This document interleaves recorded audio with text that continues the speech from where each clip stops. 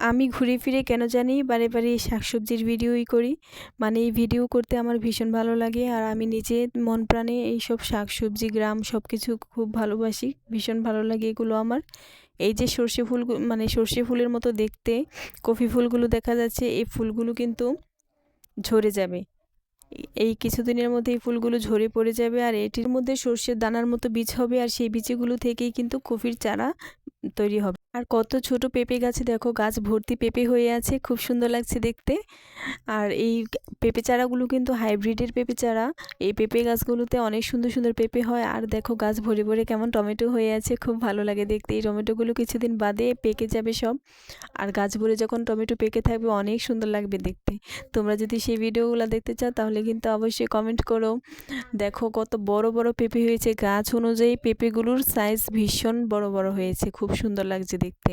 আর এদিকে আছে টমেটোর গাছ আছে, টমেটো চারা। আবার আছে লাউ গাছ, এই যে দেখো লাউ গাছ তোমাদেরকে দেখাচ্ছি, লাউয়ের টাল। এই লাউয়ের টালে কিন্তু লাউ হয়ে একদম ভরে থাকে, লাউ হয়ে ঝুলে থাকে। এখানে দেখো লাউয়ের কড়াগুলো খুব সুন্দর দেখা যাচ্ছে।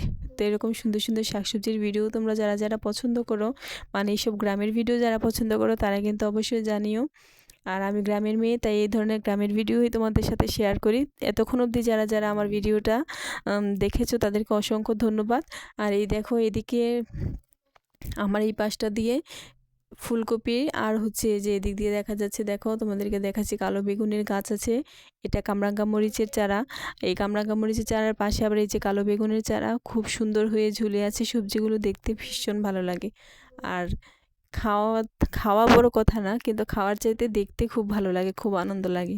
সেজন্য ভাবলাম তোমাদের সাথেও একটু শেয়ার করি। সবাই তো আর গ্রামে থাকো না, যা এই ধরনের গ্রামের ভিডিও আশা করি তোমাদের ভালো লাগবে। তোমরা সবাই ভালো থেকো, দেখা হবে নতুন কোনো ভিডিওতে। টাটা।